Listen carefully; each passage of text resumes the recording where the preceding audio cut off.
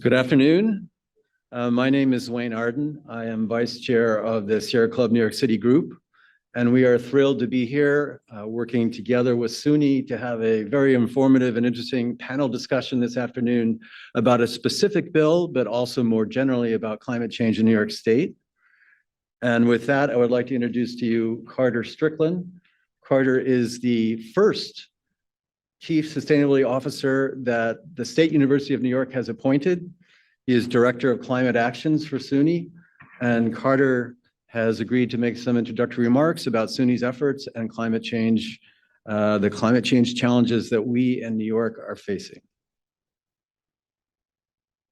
Thank you, Wayne, and welcome everyone to SUNY's Global Center. This is a great spot to convene in Midtown, and we are very happy to be the host of this exciting meeting. SUNY's embedded in New York's communities and recognizes that climate change is affecting our students, our operations, our facilities, and our mission. We take very seriously our statutory mandate that our work is to include, and I quote, public service for the purpose of enhancing the well-being of the people of the state of New York and in protecting our environment and marine resources. And I want to thank the legislature in particular for giving us the funding and support to do that, especially Assemblywoman Simon, who's here with us, and Senator Kavanagh, who's joining us shortly. The educational sector is critical to developing technology that can help us make significant progress on climate change. There are 70 million students from pre-K through higher ed in our education system. That's 1 in 5 Americans. So this is a group that we in particular are poised to mobilize for climate change. And we all know our time to act is shortening. 2023 was the hottest year on record. 2024 is probably going to be the same. It's the proverbial hockey stick, and it's the more carbon worldwide is going into the atmosphere than ever before, and actually 800,000 years, according to NOAA. New York is doing its part. US is doing its part. SUNY wants to be even better than both of those, so we have our challenges out in front of us. To meet that challenge, we're developing a strategic action plan that will allow us to lead on climate solutions for our facilities and operations, provide learning opportunities for students, and increase our research and innovative technology and practices. We already have renewable energy on 25 of our campuses. That's geothermal, wind, or solar. 10% of our fleet is battery electric vehicles, and we're working to increase that over time. We're decarbonizing our supply chain by tracking embodied carbon in our construction projects and enhancing our procurements. And we're working on natural sequestration. We are very excited about the governor's 25 million tree plan. And we are not only going to be growing those seedlings at many of our campuses, but planting them as well. So we're going to be involved, and that's a great student project. I will say that in addition to carbon, our society is throwing away record amounts of plastics that are ending up in our oceans and ultimately in our food and our bodies. And I'm very proud to say that SUNY just a few weeks ago launched a phase out of single-use plastics. And so that is a process that's going to take some time, but we are very committed to it, and our board is very excited. I presented at the board meeting in March, actually. The broad range of sustainability work on our own facilities shows the variety of jobs and businesses that we know will be coming to the transition to the green economy. Using our insights from our own operations, we're preparing our students with up-to-date training from new energy systems to utility scale power, precision agri-tech applications. We launched an offshore wind training institute just this year and have 12 campuses that are working to develop workforce training programs for that sector, and also that's portable to another sector if wind is right not around the corner. It's all clean energy. We also launched a Climate Corps internship program where we're paying students to develop policy across the state, working at state agencies, and they'll bring that experience and those lessons back to the classroom, explaining to their fellow students and to their own careers. Finally, and probably most important for this conversation today, SUNY research is developing the cleaner materials and power we all need in the future to decarbonize our society. From another speaker, you're going to hear more about our world-leading battery research and commercialization from Binghamton. So I don't want to leave out any schools, but I'll just mention a few examples from other major research institutions. Stony Brook was named the lead for the New York Climate Exchange, which we're very excited about under Claire's leadership. And it's going to be a transformative vision for a first in the nation climate research, education, and jobs hub at that exciting place. At its main campus, Stony Brook researchers are exploring the impacts of climate change and the loss of sea ice in the Arctic, for example, and are researching the dynamics of Antarctic wildlife on the other side of the planet in the face of climate change. University of Buffalo researchers are assessing the impacts of climate change on the Great Lakes region, including changes in temperature, precipitation, lake levels. And they're also working in the city of Buffalo on how and to understand the factors contributing to the urban heat island effect and working with communities to do something about it. University at Albany is home to the largest concentration of atmospheric climate and educational researchers in New York State, and one of the largest in the nation. They were among the first to reveal the long-term changes in precipitation and drought under global warming and evaluate climate models using precipitation frequency and intensity. And finally, SUNY College of Environmental Science and Forestry, ESF, is one of the nation's premier colleges focused on the study of the environment. They're doing things like quantifying carbon sinks and visualizing climate futures for New York State's forest lands, including realistic forest visualizations and gamification that will aid forest landowners in making decisions about how to manage their natural resources. So across the gamut, we're very proud to be contributing substantially to the climate conversation and solutions. And we know that hosting forums like this, where we're talking about practical problems and how we solve them, is one of the ways we can do it. So with that, I will turn it back to Wayne.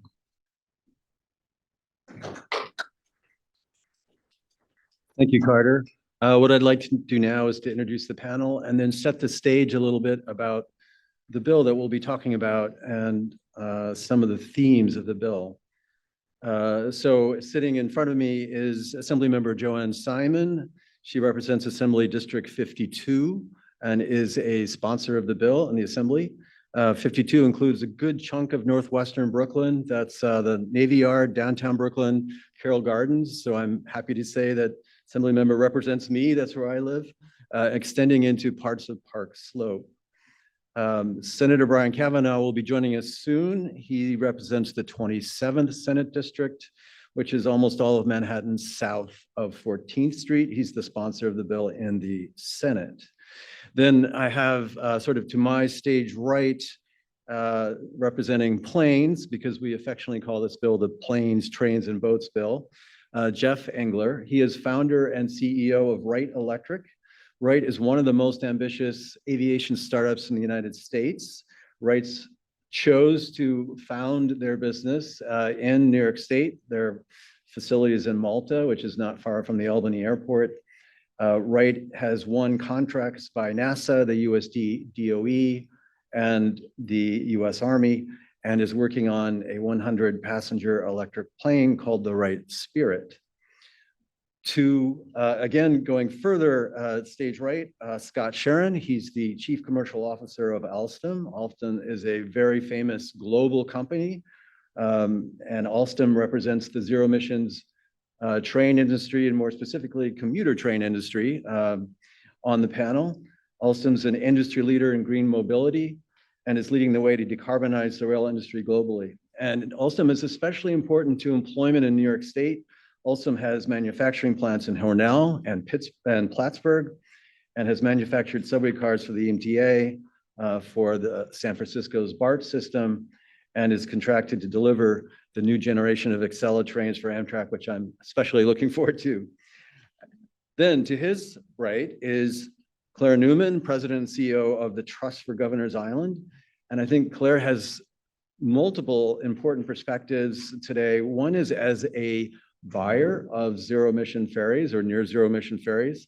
To get to Governors Island, one must use a ferry. I suppose a helicopter is possible, but in general, everyone uses a ferry. And then as Carter alluded to, The trust is working very closely with SUNY to develop this exciting new climate school, the Climate Exchange. And so Claire will have a broader perspective on the challenges that we face in New York City and New York State to make further progress. And then we have Per Stromhaug. I think that was somewhat close, maybe. Associate Vice President for Economic Development at Binghamton University. Per leads the New Energy New York Initiative, which is a federally designated technology hub.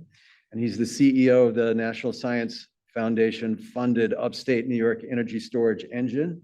And this is a battery technology innovation and manufacturing ecosystem.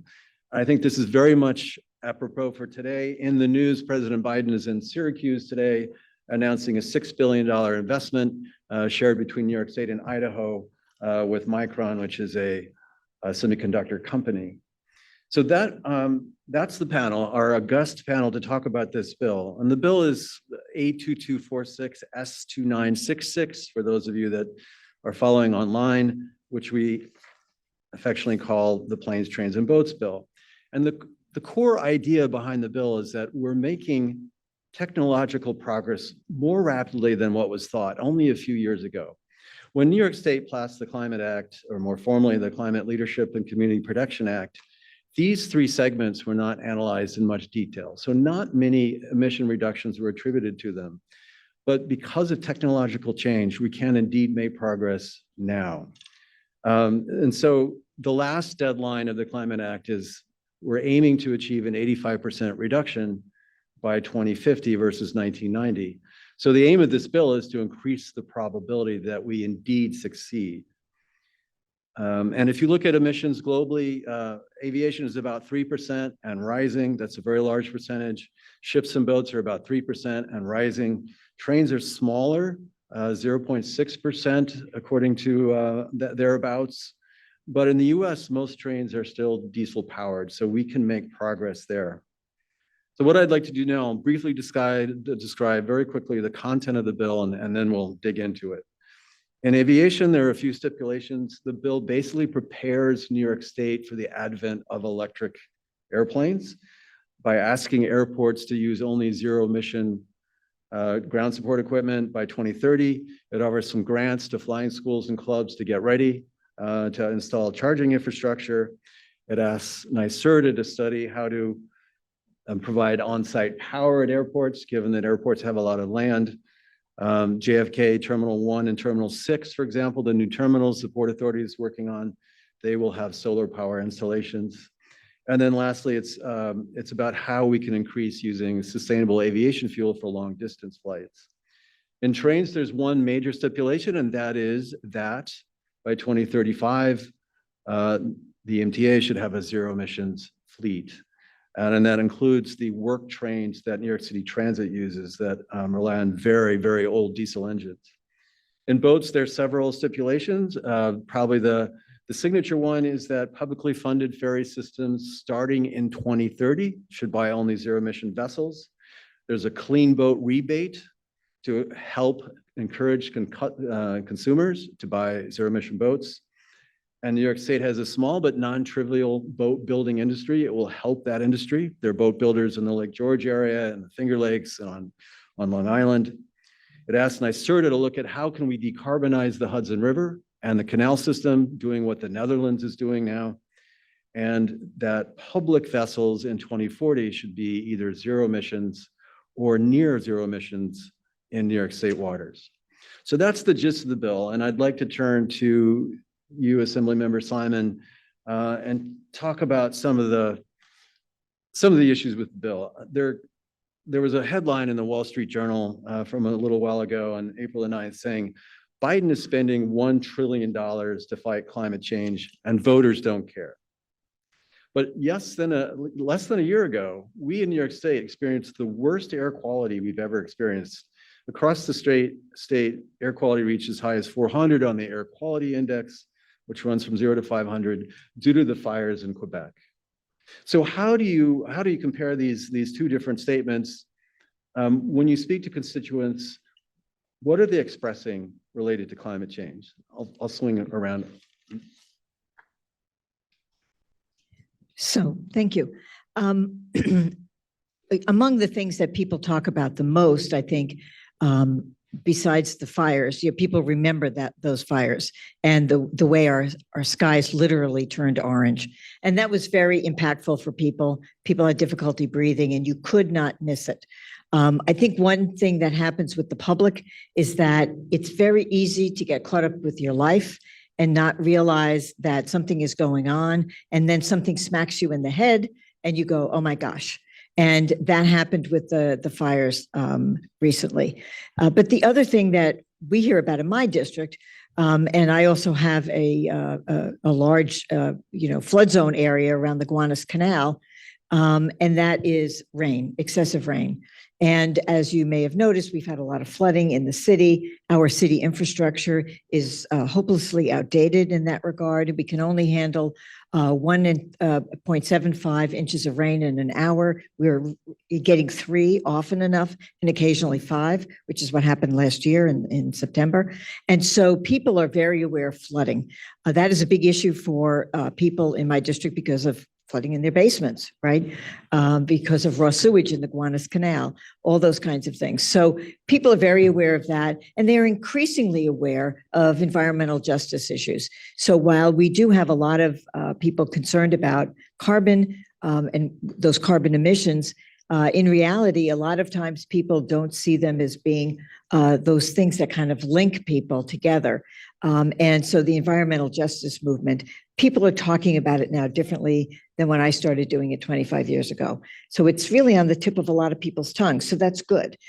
So while I don't know who the Wall Street Journal polled about this, and it may be that many Americans are not, but certainly I think a lot of people in New York City and in New York State are very, very concerned about climate. And that conversation is top of mind for many, many people. And, one good thing, I have a climate education bill I like too, and that is that our children need to learn this in a more regular fashion, customary fashion. We have a lot of activities in our schools, but if your teacher isn't particularly, or your school isn't particularly into it, you might not get that kind of information. So that's another area that I'm very focused on as well. Thank you. And Senator Kavanagh, it's great to see you. It's good to see you. We've just gotten started on questions of the panel. And the question that Assemblymember Simon was answering is, when you're speaking to your constituents, what are they expressing related to climate change? I recounted a headline in the Journal that said Biden is spending $1 trillion to fight climate change. Voters don't care. Yes, we can. Take that for now. All right, that's a little better. Voters don't care, but clearly in New York, we experienced the horrible air quality of less than a year ago. There we go. That works better. So what are your constituents saying? How concerned are they? I would say, first of all, apologies for being late. It's great to be with a wonderful panel. I would say that I represent Lower Manhattan, basically everything south of 14th Street. I think that the most immediate concern people have is resiliency, being an area that experienced the Sandy flooding and the subsequent, blackout and a lot of real hardship during that time. We've had these massive projects to make the coastline resilient, sort of all the way around from East 23rd Street down the east side and up the west side. And those have been both, I think Sandy's quite a while ago now. The fact that in some cases we're still in the planning stages is concerning to many people, that we haven't sort of done the work necessary to make that resilient. At the same time, there's been a lot of contention around how to do it, how serious, what level of flooding we need to prepare for, and how it's going to affect the quality of life, the parks and the other waterfront space. I would say more generally, I think most people in New York walk around with a kind of free-floating concern about climate and resiliency and other kind of environmental issues, the various ways we're kind of destroying the habitability of the planet we live on. But I do think it does tend to, unfortunately, it's a second-tier issue for a lot of people, and I think we have to continue, I think, to give people, first of all, a sense of urgency but also practical steps, practical programs, practical policies we can implement. I think that New York has done well. New York City itself, as well as at the state level, I think we've put a number of important policies in place, like the one, and working on new ones like the one we're talking about today. But I do think that I think there's this general sense that you should be concerned. People say, what can be done? And you start talking about the many initiatives. And I think many people still think it's something that they can't be as tangibly involved in as many other issues they care about. Very good. Before I turn to the other panelists, a follow-up question. The legislature had in-depth discussions with the governor that took quite a bit of April. Now we're through that. So now the legislature needs to turn to other tasks. How do you see environmental bills in general and this bill in particular advancing in this sort of constricted calendar? I guess I'll take that one first. First of all, we're not fully recovered from the budget, which just passed this Saturday, later in the day, even for Joanne than for me. But I do think that it is the norm of Albany that we do a wide range of things during the budget. It's supposed to be about the budget, but obviously some big policy things got in there. As the housing chair, I spent a great deal of time on that in the last couple of months.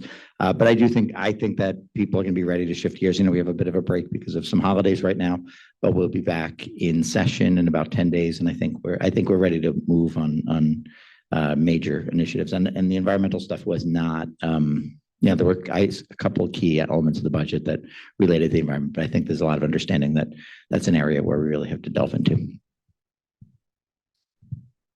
Yeah, and there were a couple of bills that were, I have my own, don't I?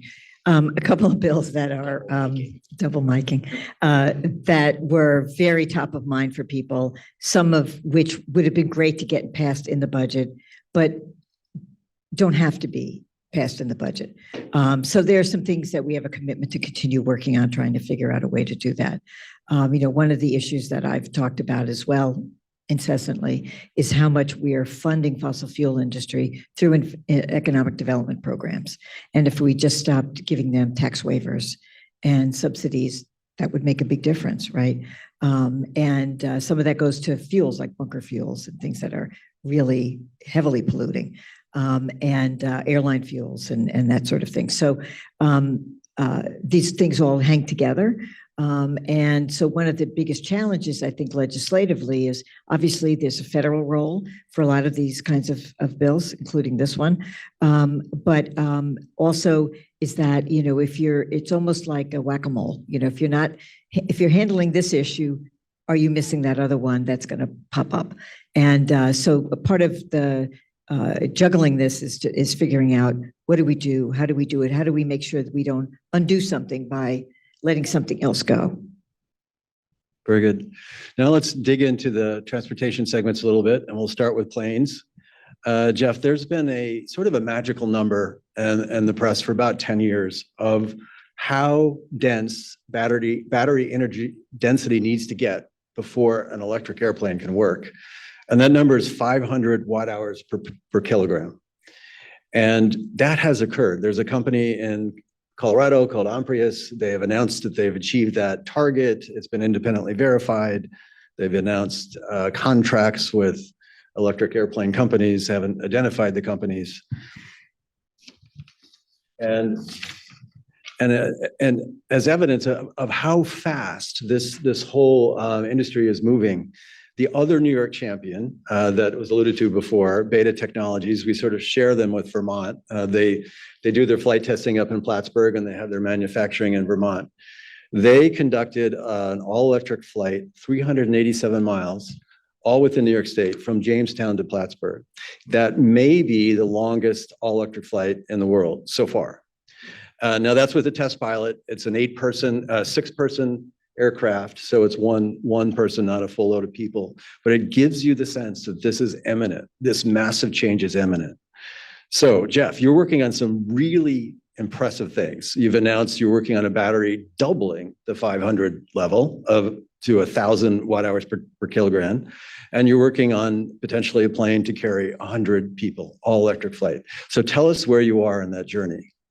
Absolutely. And thank you so much for having me. Nice to meet everyone on the panel.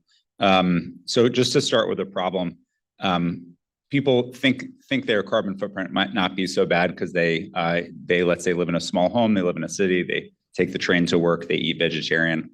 You would have to eat vegetarian for over a year to offset the carbon of a single person's carbon footprint on just a round trip flight from New York to Chicago.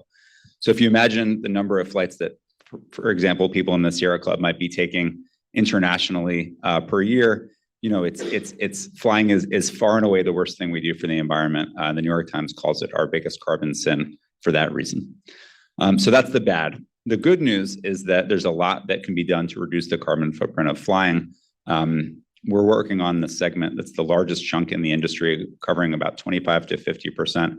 And that's flights on airplanes of about 100 to 200 passengers traveling up to about 800 miles. So that's sort of the regional flights in Europe, regional flights in the United States.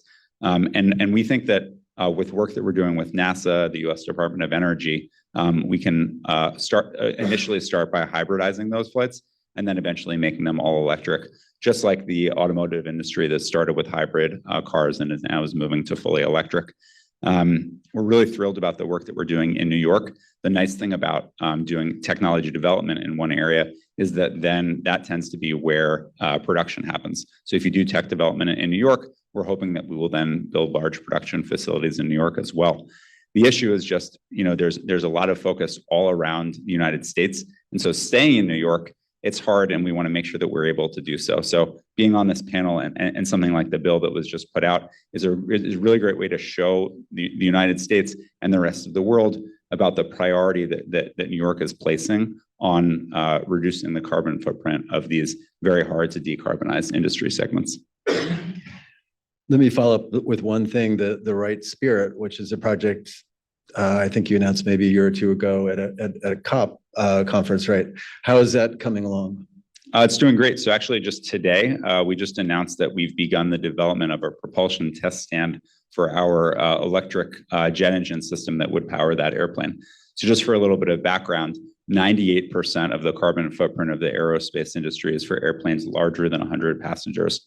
So if you want to be focusing on actual carbon reduction, you have to be focusing on big airplanes. So what we're doing is we're taking an existing 100 passenger airplane and we're sequentially electrifying it. So it's a 4-engine airplane. We'll start by electrifying 1, then 2, then all 4 engines. We've already built the electric jet engine part and we've tested it electrically in a dynamometer. And the next thing to do is to actually connect it up to a propeller or to a fan and measure the thrust associated with that. And that's the last step before putting it into an airplane and actually conducting test flights. And so it's, the program is moving forward probably at a faster pace than we or the industry would have thought of. But luckily, there's a lot of support in the U.S. government. So, for example, a few months ago, we just were selected to be part of, as when you mentioned, a program to develop ultra lightweight batteries for ships and for airplanes. And the goal with that is to systematically figure out what technology needs to be developed so that we can electrify these very hard to decarbonize segments. That's really exciting. Let's switch to trains, Scott. Now, electric trains are not new. They've been around for a century or more. But given the focus on climate change, many transit systems are looking to electrify further to implement zero-emission trains or low-emission trains. Trains cover a broad segment. They're light rail. Those are mostly electric. Commuter trains, which often are not. And then long-distance high-speed trains, which are usually electric. Talk a little bit about what you're seeing in the United States and Europe, and where is the industry headed? Sure. Can you hear me? Yes.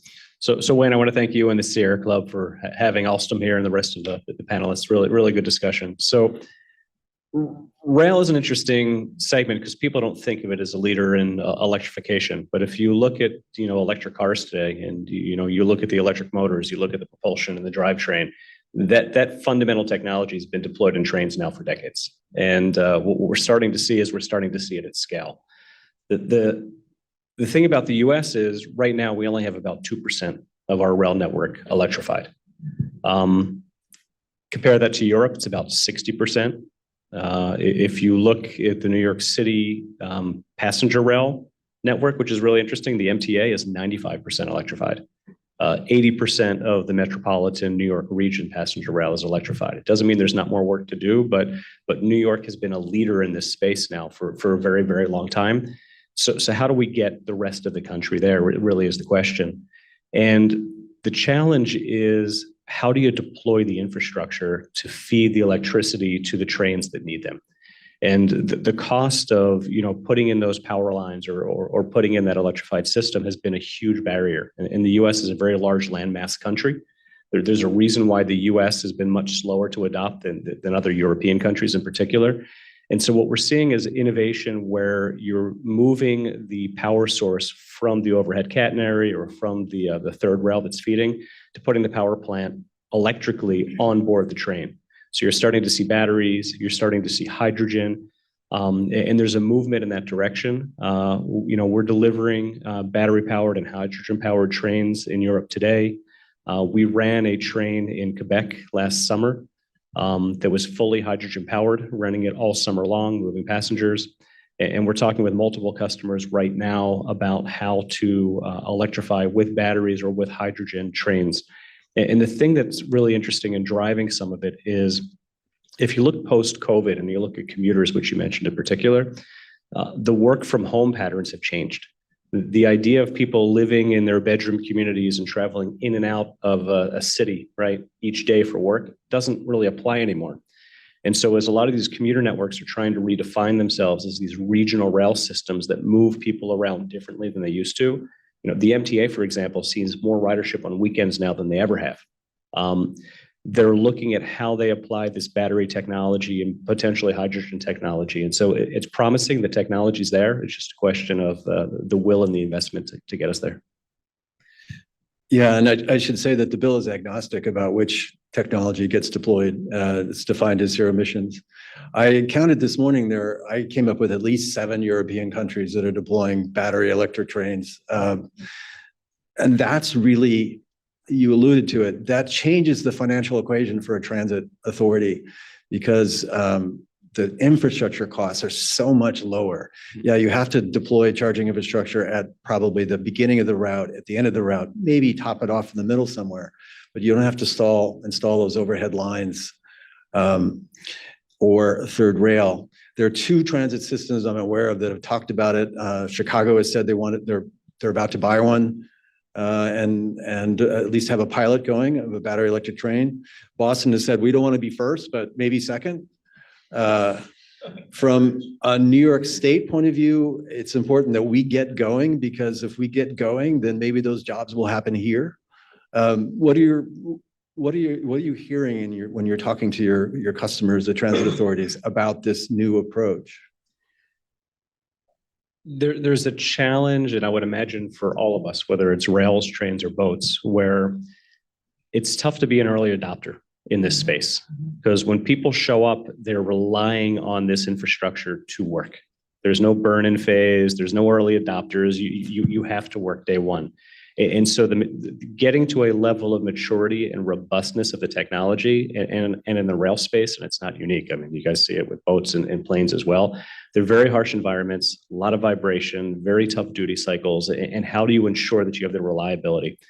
So what we're doing is we're partnering and developing technology in-house. We're partnering with SUNY Binghamton to try and figure out how do we get this battery technology to a mature enough state where you can count on it for everyday service. I mean, look, to be fully transparent, the hydrogen fuel cell that we had running in Quebec all summer, every day, we had engineers flying in and out every day doing emergency repair work on the train each night in order to be able to make it work for service next day. That's fine if you're doing something as a pilot demonstrator. If you're a transit agency with a limited budget, you need to know what your costs are going to be. You know that you need it to be reliable. So I would say this investment, this partnering of universities, engineering firms, firms like ours that are, engineering firms and manufacturers working together to accelerate the development and having these robust technologies so they can go into the service is going to be critical. And New York, having the legislation and having the environment is key. Because if the investment is done here, if the development is done here, if the customer base is here, and it is in New York, the jobs and the manufacturing and the engineering work gets done here. I mean, we have 1,500 employees in New York State, engineers, project managers, manufacturing workers, and those jobs stay here and they continue here with New York State having this vision and making these investments. And it's the change is really fascinating. So Claire, you represent a buyer rather than a manufacturer, and the trust has announced deployment of a hybrid electric ferry, which I believe is imminent. But the plan is to ultimately drop use of fossil fuels and to rely on 100% or near 100% electricity. Tell us where you are in that journey. Yeah, sure. And thank you all for having me. Excited to be here and learning so much about the planes and trains part of things, which I'm keen on. So at Governor's Island, we've been working for about 5 years now on this concept of creating for New York City and New York State a real center of gravity around climate solutions. And as noted earlier, we've partnered with Stony Brook and a broad consortium of universities to lead that. Two of our sort of initial theories on why this was necessary was to create this cross-sector hub for research and education that could help accelerate the spread of good ideas and create new solutions for New York City, but also is really fundamentally based on this idea that Governor's Island in some respects is its own little city within the city. We function almost like a sixth borough because we're not connected to the rest of the city except by ferry. And because when the federal government left in 1996, they essentially dropped the keys on the mat and said, good luck. We, in a lot of ways, are in a position where we now, as we look forward to redeveloping Governor's Island, can leapfrog on a lot of technology and hopefully become almost like a little jewel box of, if we had planned things right from the start, how do we really do urban adaptation? How do we do urban development with sustainability and resiliency in mind? And so the ferry is a huge part of that.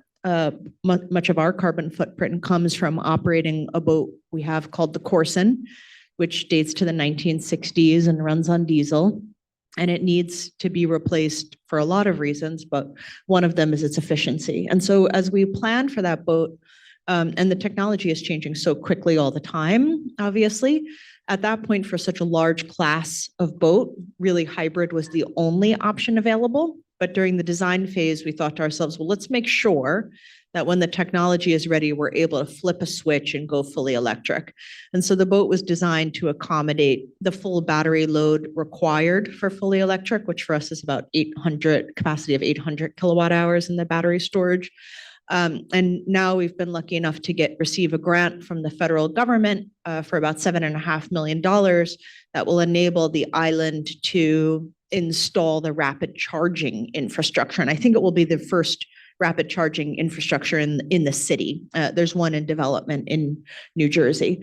And that obviously is key to being able to electrify all the boats in New York Harbor. Is where are we going to charge them? How are we going to charge them? How are we going to get electricity from the grid down to these somewhat hard to reach dock locations, which is a big challenge. So we're in design on the charging infrastructure now. As you mentioned, the boat is in construction. We expect it to arrive and start serving passengers this fall. When it arrives, it's going to operate hybrid with battery and normal fossil fuel engine. And then as soon as we get the charging infrastructure built, which we're just choosing a design team for that as well, it'll be able to flip into fully electric. Well, it may be that the trust is the first entity in the United States to deploy a fully electric ferry. NYU had announced about 2 years ago that they chose a Swedish company called Green City Ferries to deploy an electric ferry, but I haven't heard anything since then. I don't know if that project is on track. So San Francisco is working on something, but you might just be first. Great. Unlike Boston, we like being first. And what I should add is, as a New Yorker and representing New York State has the nation's largest passenger ferry market. Washington has the largest vehicle ferry market. So we have a strong hand to play. We can really set standards that will drive the market. And it's not only metropolitan New York City, there's ferries on going out to Fire Island and going to Connecticut and Rhode Island and in upstate New York across Lake Champlain. So New York has a strong hand to play.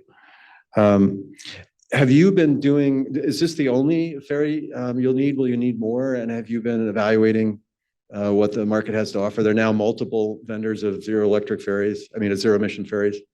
Yeah, no, it's a great question. I think, you know, one of the challenges with what exists on the market, which on the one hand is extraordinarily encouraging and exciting, and I think we met with Green City Ferry a while ago, and I think I suggested they talk to NYU, so we should really be getting some credit there, Wayne. But the ferries that I know of that are fully electric on the market are for the most part for smaller passenger volume than works, at least for Governor's Island. And frankly, I think for a lot of New York market right now, you know, I've seen 149, I've seen 147, and then it gets much smaller. And for us to really consider investing in an off the shelf electric ferry, we'd need to hit 399. So that's one thing. And I would really prefer not to be in the boat design business. It would be great if you could buy a boat the way you buy a car and be like, I'll take that one. But it isn't how it works. And then number two, we do have need to be able to get to the island vehicles, whether for emergencies or logistics,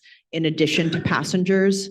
And again, other than the one that we ourselves are building, I don't think that exists sort of in the market of these startup green ferry companies yet. And by those figures, those are passenger figures. So Yeah, those are passenger figures. right. But even New York City Ferry, they have 149 passenger boats, but they're increasingly going to 399 because of how popular the system has been. And that's a great thing, but it also means that there's a gap between the demand we're seeing for passenger trips and, again, what's available currently on the market for all electric. Very good. Per, SUNY knows a thing or two about lithium-ion batteries. SUNY Binghamton's Dr. Stanley Whittingham won a Nobel Prize in chemistry not long ago in 2019 for his work on lithium-ion batteries. So just a quick reaction, do you think right here will succeed in getting to a 1,000 watt-hour kilogram battery? I think I can say very, very strongly that if he stays in New York State, he's going to succeed. Don't worry, our partner is with it's just at Columbia. We should talk later, but we're all New York.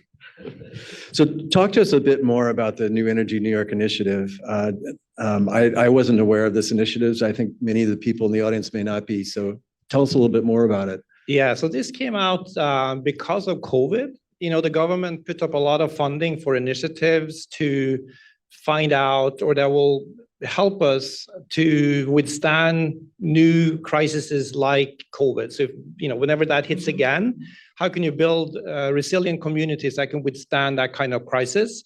So they literally went out and said, if we give you, your community, $100 million, what would you do in order to build a resilient community around an industry cluster?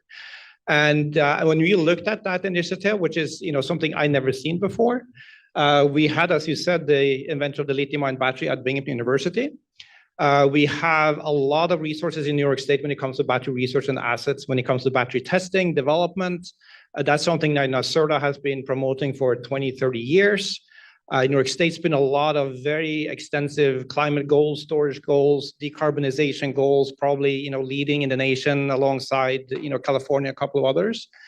And then we have an organization called New York BEST, which is set up by NYSERDA to drive policy to promote energy storage. So we had, you know, everything we needed, we felt like. Oh, and the last one, we had a gigafactory under construction for batteries in Binghamton. It's called IM3 New York. So we submitted to that, saying that we have enough assets around upstate New York to build an industry cluster around battery storage. We applied and were able to secure $110 million from EDA and from New York State to build this. So this project that we call New Energy New York that started 1.5 years ago now.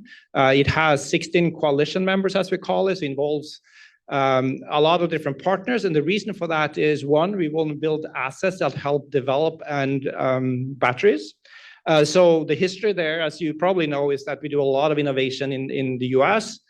But then when it comes to prototyping and manufacturing, it doesn't take place in the US, right? Everything goes overseas somewhere. And what we've seen lately is we need that supply chain to come back into the US. That's critically important.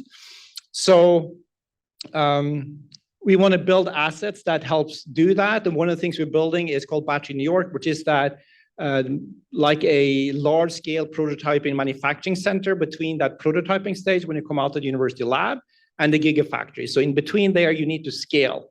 And that scaling doesn't exist in the US today. You have to go abroad or a company has to build it themselves. We're building this Battery New York Center so that the companies can make large scale cells fast. So you want to make 1,000 cells to send to Ford for testing, you can come to us and we can build that in a week. So construction of that will start shortly and hopefully will open in a year or two.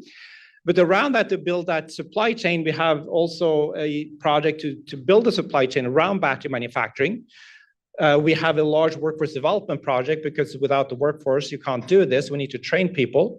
So that's why itself is a $16 million project. And unique thing about that is that it's not just universities like Binghamton and RIT working together, but it's community colleges, it is BOSES that trains high school students, and it's the workforce board. So all those different organizations work together to design a program we call Battery Academy that trains everyone the different types of workers you need in a factory. Then we have a equity project because it's really important that this development also benefits everyone in the community and not just those that are engineers or make a lot of money. And then we have an innovation project. We're trying to stimulate to more startups being formed, startups being grown, and then startups being successful into manufacturing, just like your company. So that's sort of that project. And then because of that, there was a new program that came out called the Upstate, storage engine, the NSF engines. That you mentioned, and we applied for that too, and we won that from the National Science Foundation, which focuses more on the innovation side. So that's a program that's up to $160 million. I just started that March 1st. We're just kicking that off right now. It covers all of upstate New York, and the point is to solve problems from industry. For example, if Wright has a problem with how they switch out the cathode or the anode or whatever in the battery and need to do that more efficiently, maybe they can design a research project that will go out to researchers, and maybe they can find a solution for that they can use and then help commercialize the product. So that's what we're working on. It's super exciting. So a lot of funding going into this from the federal government and the state, and just love to connect with anyone that has interest in batteries. That's really exciting to hear. That's a piece of the equation, academic support that can help young companies as they try to both move from a prototyping stage to a deployment manufacturing stage. And that's a piece, as we've heard, that New York State can offer that a lot of states can't. Let me ask a broader question about education. I think it's something you touched upon, Assemblymember Simon. When I was an engineering student, which is a few years ago, there were a few disciplines that sort of got most of the oxygen. So computer science was one, electrical engineering was another, microbiology applied to medicine. And some of the more traditional ones seemed a little bit sleepy, mechanical engineering, aeronautical engineering. But think about what's happened now. Think of a wind turbine. That requires mechanical engineering. It requires aeronautical. You've got to convert the mechanical energy to electrical. You need software to run and design the entire thing. You need chemical engineering for the batteries that support it. Are your students, are they excited about this challenge? Do they sort of see how important engineering is to these great challenges that we're facing? They do. So I must say that it's probably not the engineers that are most excited about the environment. You feel like that's kind of other disciplines a little bit, but I think they're getting a lot more excited about it as we go along. And you are right that some of these engineering disciplines are a little bit sort of, I wouldn't say stale, but there's a tremendous need right now in power electronics, electrical engineering, mechanical. Companies can't find enough people to do that. So we have this tremendous need for it, and we need to find a way to get more students excited about it, I think. And I think part of that has to do with getting students engaged and interested much earlier. So if you go into a middle school and a high school, sometimes they don't know what engineering is. It's not something we promote at all. They all want to go to med school. That's all they know about. So that's what's exciting about what we're doing with BOSES is to get students. We started something with BOSES called, we call it the New Energy Lab, which I think is one of the first in the nation, where we built basically a lab at the high school, Tenango Forks High School, where students will come and spend half their day in the week, and they basically build electronics and batteries for 2 years. So they come out sort of certified that they understand electronics and batteries. And when we started promoting that to the high school, and we did that combined with BAE, which also into electric aviation, we had tremendous interest. We expected to get maybe 20, 30 students come and take a look at that and what that program would be. And we got 200 students, and we couldn't even fit them all in there. So we had to split it up over multiple days. So I think part of that key is to get in much earlier into the students when they're younger to get that interest, and then they will pursue that path when they go into college, I think. Can I add that I feel like it's working because Assembly Member Simon, you were mentioning earlier, making sure that it was in curriculum in schools. I have a fourth grader in New York City public school, and he's definitely learning about climate change because he comes home scared a lot, but he also is literally saying he wants to be an engineer, and because of that connection point. Now, he's got a ways to go, but I think your point is the right one, that you have to get kids excited about that early and put it on their radar the same way lawyer and doctor and teacher are on their radars. Banker. I was recently a few years ago, I was at my undergraduate school, which was a very big engineering school. And I was talking to someone, an undergrad, and they said the biggest major, not just the biggest engineering major, the biggest major in the whole school is financial engineering, where they like take the traditional skills of engineers of dealing with large complex systems and numbers and all, and the kind of precision, and apply it to Wall Street. So maybe we have work to do to get that the fervor that's reached the fourth grade to our undergraduate institutions. Let me ask a political question and then we'll begin to wrap up. But I think one thing that's evident from the discussion is the synergy among these three different transportation segments and the importance of a strong academic base that can help both with research and get manufacturing established. So it's been a really good discussion. Working for the Sierra Club as a volunteer for the Sierra Club, we worked closely with former Majority Leader Powers on the Zero Emissions Vehicle for New York City Act. And that is now law. That is called Local Law 170. And initially, the support was mostly from one side of the aisle. But at the end of the day, when the New York City Council voted, it gained unanimous support. So one of the takeaways from that, perhaps, is that the climate tent may be larger than what one thinks. Now, New York City is different than New York State. New York State is more diverse.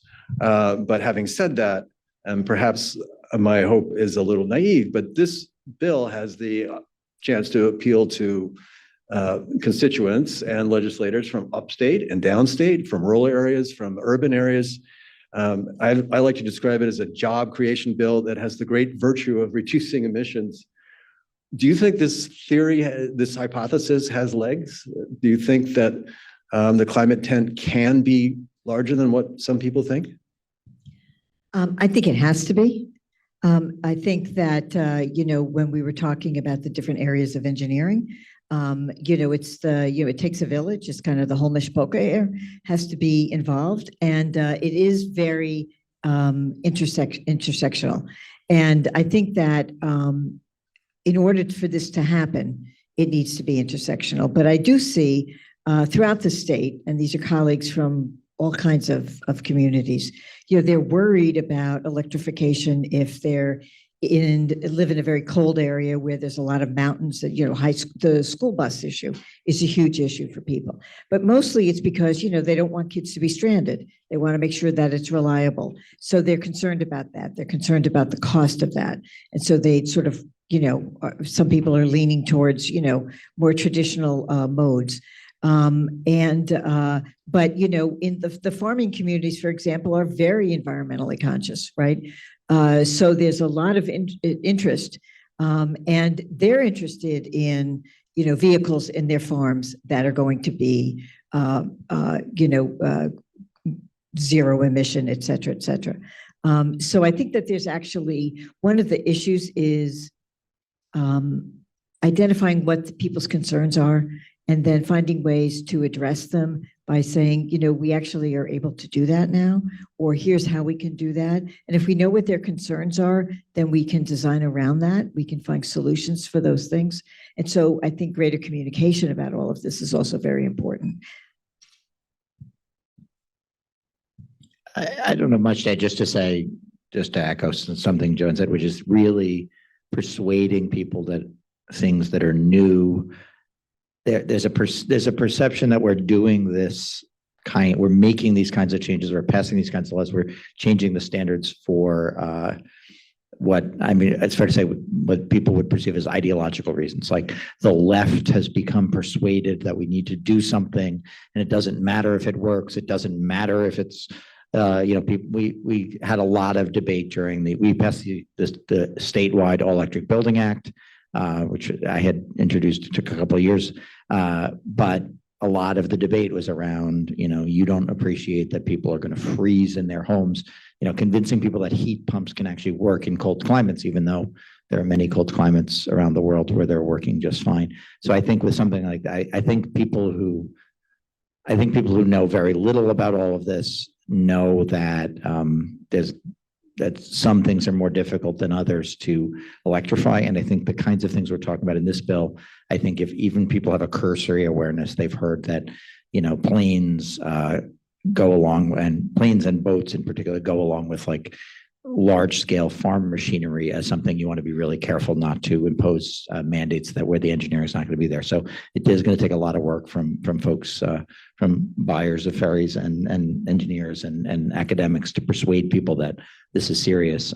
You'll still get some perfunctory partisan opposition anyway, people who just want to sort of throw rocks at these kinds of initiatives. But I think we do have a lot of work to do to persuade people that all of that in each of these areas it's going to work.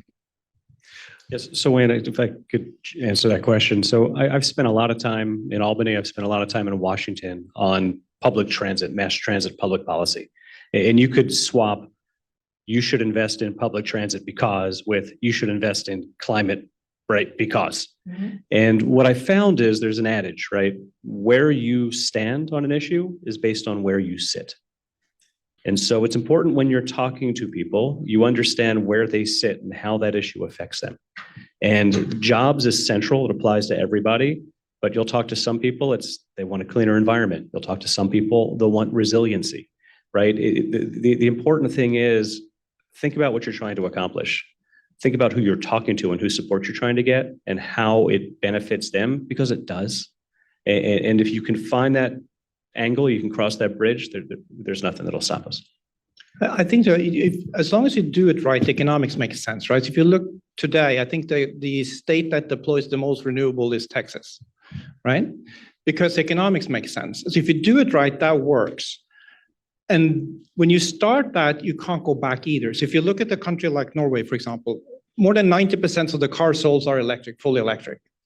And that started because they made the incentive so that it made a lot of sense for people to do it. It wasn't necessarily a financial incentive in the beginning. But if you look at it now, people can say that, well, I can't charge my car enough and everything, but it doesn't really matter because you can't go back when you get there. But you have to make that incentive big enough that economics makes sense. And at some point then there's just no turning back. And we just need to get there. And we're a little bit slow in the US, right? We're very good at the innovation stage, but we're not good at getting everything through full implementation. That takes a very long time in the US. Well, we're probably close to the end here. I didn't mean to. That's all right. I was just going to say, we have this sort of carrot and stick thing that we kind of focus on the stick sometimes and more on the carrot. And I think that that is an issue with a lot of these issues, right? And one of the issues that I've been focused on, because I do some of this work nationally, is freight trains and what's powering freight trains. And now the Biden administration has just come out with a major change in what's going to create freight, because that's really a good way to get cars and trucks off the street, particularly those big trucks. If we use freight and that freight is cleaner, makes a big difference. And yeah, absolutely. And I think this bill is it's a bit of an economic nudge to get the ball rolling faster in all of these three segments. And if New York is proactive, we can benefit economically with jobs in all three of these areas. All right, we're just about out of time. What I had planned is a lightning round of questions. And so answer yes, no, one sentence, two sentence. And just to warm up, just to get us going, sort of like a vocal exercise, which borough do you go for your favorite comfort food? Brooklyn.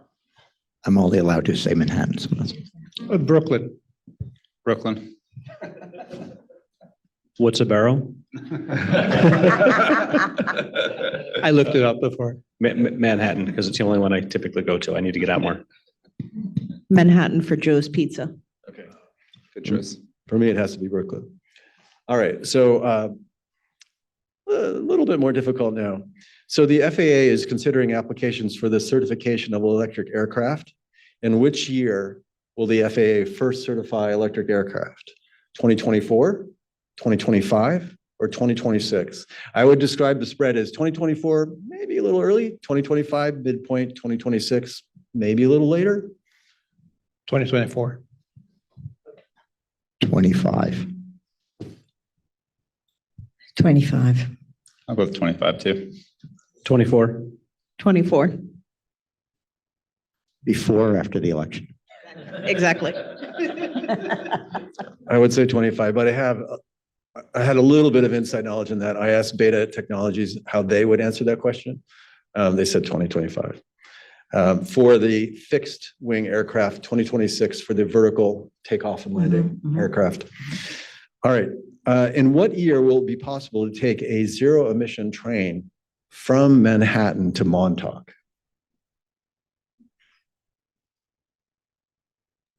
Will it be possible or will it be And what out year- there? And what year will it happen? 2050. Wow. That's very sad. 2049. No, I'm not sure actually. Well, per the bill, it would have to be 2035. So if we were to get a contract from the MTA within the next couple of weeks, we could have it by 2025. Alrighty. All right. Hey. All right. Okay, a little bit more perhaps serious. Are you optimistic, neutral, or pessimistic that New York State will reach the goals of the Climate Act? Let's focus on the net zero emissions goal of 2050. Yeah, positive. Positive. Yeah, I'm positive. Absolutely. Change is accelerating, not decelerating. I'm pessimistic. They have blind spots in certain industries. Optimistic.